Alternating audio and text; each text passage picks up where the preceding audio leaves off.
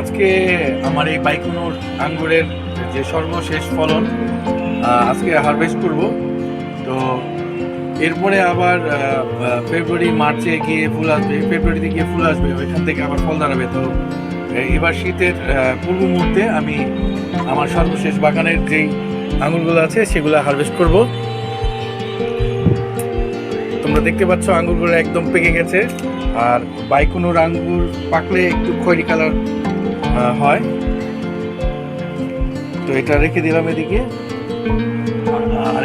আরেকটা কি আছে, এটা এখন হারভেস্ট করব।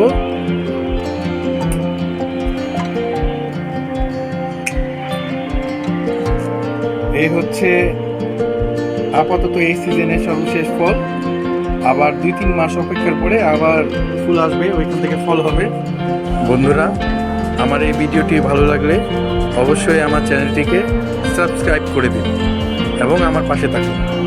আর অবশ্যই বেল আইকনে ক্লিক করে দিন, তাহলে নতুন কোনো ভিডিও আসলে অবশ্যই আপনাদের কাছে পৌঁছে যাবে। ধন্যবাদ, সবাই ভালো থাকবেন।